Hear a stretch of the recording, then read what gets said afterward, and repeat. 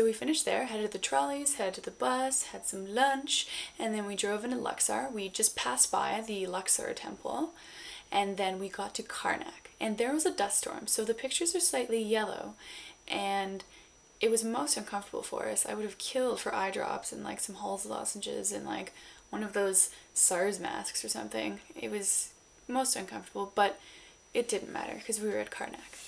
It turns out that only 25% of Karnak has been excavated so far, and even the pieces that they have excavated, they haven't even fit many of them together yet, so they haven't built up many of the walls or structures that might be there in the future.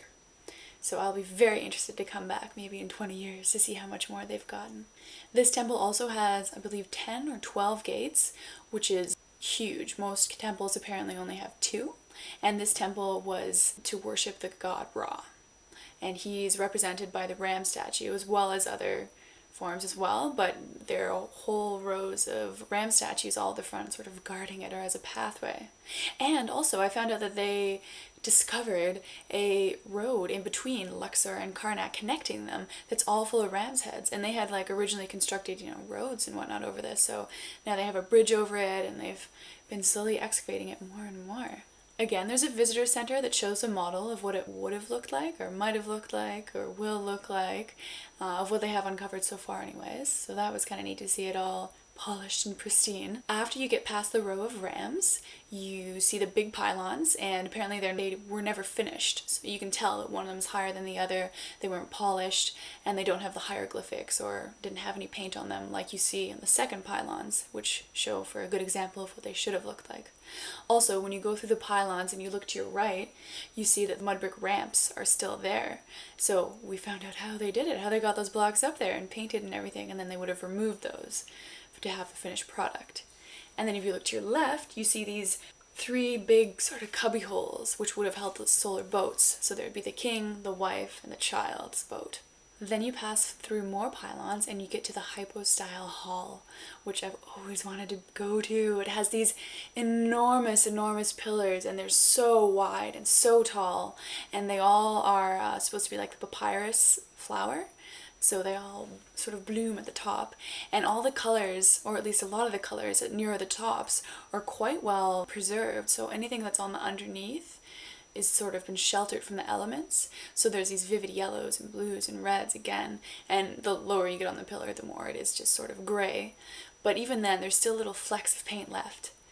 You also see Ramses' name all over this hall because he's the main man who made this hall. I believe his father started it and then he finished it. Ramses II, that is. We also looked at the huge figures on the walls surrounding it, and again, it's Ramses, and it'll be, the theme, like the solar boat. Or you'll see Ramses holding the boat, and again, he has like the lion or the leopard skin on, and he has priests with him, and there's rows and rows of them, and it's neat to see all the different rows, and they're all wearing masks, whether they be Horus or Anubis. And then there's also the king in front, and he's apparently flicking flint into frankincense to light it, and you see the little dotties, so it's supposed to be like movement, and you see his fingers, and there's many of them, so it's supposed to be showing the movement, so it's not a mistake, it's just them trying to almost cartoon it on the wall, which is awesome to see. Again, all these things I didn't know. And there are 134 columns in this hall. It looks like a concrete jungle. It makes you feel tiny when you're in it, definitely. Then you get to the next area and you see the huge obelisk that Hatshepsut made. I believe she made 2, but only one of them is still standing. And it's just a solid piece of granite, and how it got here, how it was made, how it was on a boat, what this boat would have looked like is just unknown to us, and that's why it's just so amazing to look at. And then there's just tons of pieces all around you that are, half crumbled, half missing, all piled up, and you can see that they're trying to reconstruct it and reinforce things. Then you get to this main room, which apparently is the Holy of Holy Rooms, and would have held the Ra statue, and it would have been made of wood or gold. And you see where it would have sat exactly, and it's this huge granite room, and it has stars on the ceiling, and only some that you can still see. And you can really see that if there were doors on this, it would be pitch black in that room, so that the god could sleep, get a good night's sleep. And outside of that big room, there are walls depicting what offerings would have been needed for the god and in what amounts. You can see their numbering system, which is kind of interesting. 10 is this kind of horseshoe shape, and then 1, 2, 3, just like kind of like what we do.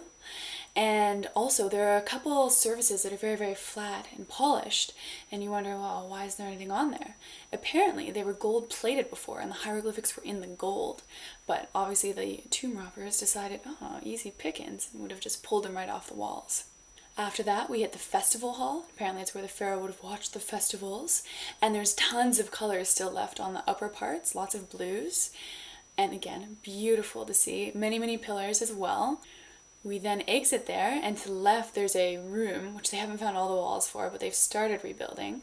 And this room depicts the one pharaoh that made sort of a botanical garden and zoo in honor of this god, and he depicts it on all the walls, so the god will remember that he did that. So you see all these different flowers and plants and animals.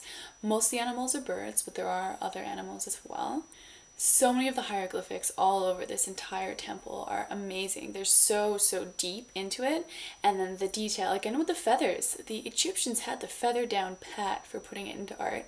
They just, the meticulousness of it and the evenness, yet at the same time making it actually look like it could be a bird, is just fantastic. We also saw the sacred lake, which is apparently where the priests would come every morning to purify themselves so that they'd be able to go to, do things for the god or do things in the temple. And it's this huge lake with these staircases all around it. And beside this lake are all the sort of works in progress. There's all these just huge chunks of rock just sitting beside, a wall that's half made. And apparently that's like the jigsaw puzzle of Karnak. Slowly but surely they're trying to put it all back together. And it would just be such a huge endeavor to do that. And I have a lot of respect for the people that would take the time and patience to do that. Although at the same time, I'd be very interested to try my hand at it myself. So it was a wonderful experience. Although sandstorm would have been nice not to have. And the 10-hour bus ride also would have been nice not to have. But amazing nonetheless. This whole trip has been so great. And I'm just so lucky to have been able to take it. And that my mother invited me. So thank you all for watching. Thanks for sort of coming along and seeing what I got to see. And hopefully you guys enjoyed it. I'll be back soon with more music and movies to please you guys.